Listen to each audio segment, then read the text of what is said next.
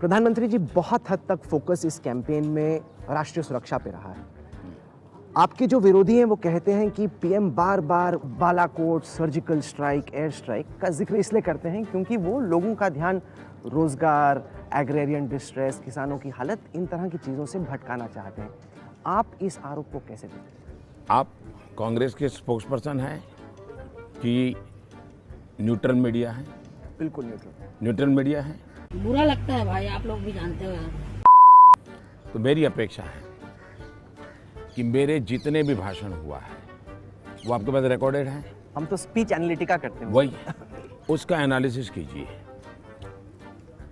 मान लीजिए एक स्पीच मेरी 40 मिनट की है तो राष्ट्रीय सुरक्षा को भी 3 मिनट 4 मिनट दिया है। बाकी सारे घर, किसान, प्रधान सम्मान निधि, बिजली, सड़क, यही सारे विषय आप देख लीजिए। A few moments later.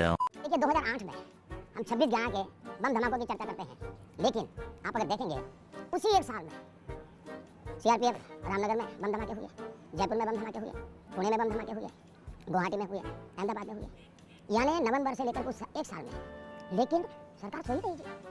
आज मुझे बताइए जो श्रीलंका में हुआ है, क्या गुना था? ईस्टर का पर्व, दिव्यता की अनुभूति का अवसर, शांति का संदेश को रिवाइव करने की कोशिश, उसे मार दिया ना। अब उनके सारे धन वैभव सब बेकार हो गए हैं और भारत जैसा देश आतंकवाद दुनिया की चुनौती बन गया है। क्या हम देश को इस पर सजग नहीं करेंगे? क्या देश को हमारा व्यू पॉइंट समझाना चाहिए? कांग्रेस को पूछना चाहिए कि आपने पूरी तरह राष्ट्रीय सुरक्षा के मुद्दे को बिल्कुल ही नकार क्यों दिया है? क्यों आप देश की सुरक्षा? दूसरा, आप हमारे सुरक्षा बलों को डिमोरलाइज कर करके देश का भला करें। आप सेना को गली का गुंडा कह दो और उसको बाद में बोलने वालों को आप प्रमोशन दे दो। ये कोई तरीका है क्या? आपका कोई नेता पाकिस्तान में जाकर के कहे बस भारत और पाकिस्तान की दोस्ती हो सकती है, सिर्फ इसको हटाओ तुम। क्या पाकिस्तान हिंदुस्तान के प्रधानमंत्री को हटाएगा? क्या आप लोगों को फुर्सत नहीं है कि आपके टीवी चैनलों पर इन चीजों पर गंभीरता और ऐसे लोगों को हिंदुस्तान के सामने बिल्कुल बेनकाब करना? लेकिन अब आपका टीआरपी के लिए आप यही करते रहोगे तो हम क्या करेंगे? सवाल कांग्रेस को पूछना चाहिए। कोई सेंस है इस बात की? हमें बहुत लग रही थी उस टाइम।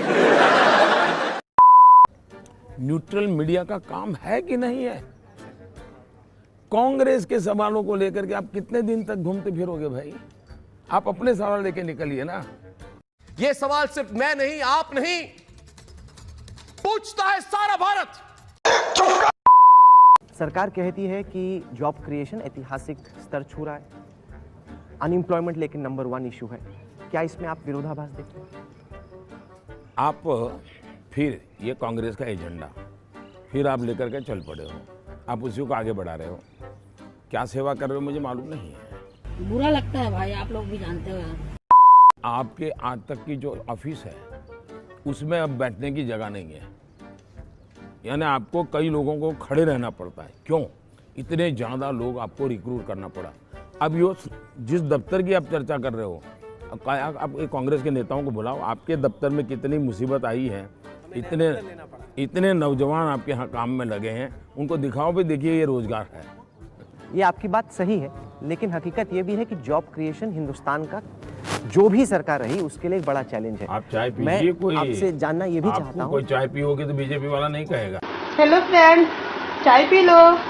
रोजगार तैयार करना किसी भी सरकार के लिए बहुत बड़ा चैलेंज है। मैं जानना चाहता हूं कि अगर दोबारा आपको सरकार में आने का मौका मिलता है। बहुत बढ़िया सवाल पूछा। बहुत यहाँ ये सवाल कहते हैं, ये सवाल आपका है और मुझे खुशी हुई।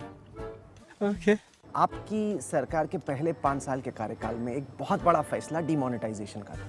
डिमोनेटाइजेशन का इतना जिक्र इस कैंपेन में नहीं हो रहा। डिमोनेटाइजेशन पे आपके सपोर्टर्स बहुत उत्साहित हैं, आपके विरोधी कहते हैं ये आपकी सबसे बड़ी चूक थी।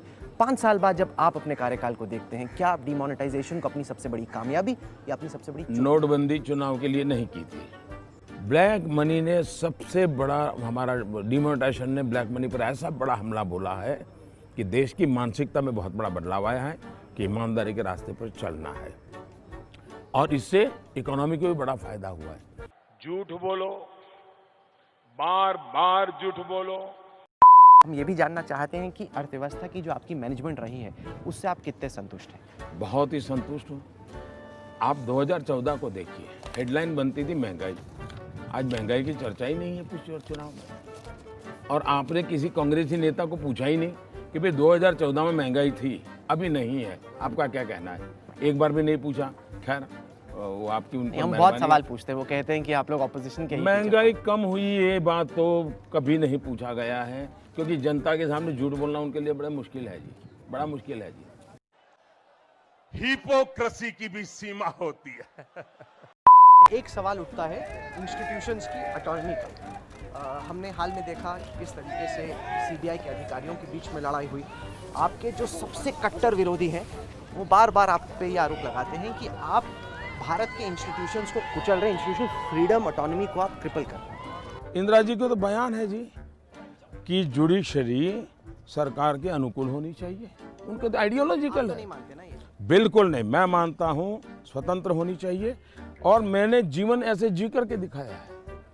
मैं गुजरात में मुख्यमंत्री था, एसआईटी बनाई गई थी। कैसे बनी वो तो सबको मालूम है, किस प्रकार से खेल खेला गया।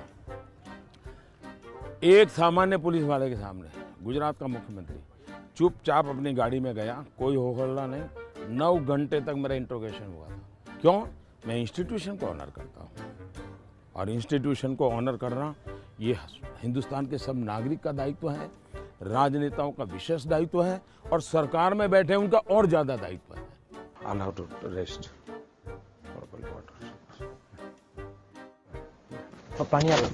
दोस्ती बनी रहे। ये बिक गई है गवर्नमेंट, अब गवर्नमेंट में कुछ नहीं है। आप क्रोनोलॉजी समझ लीजिए।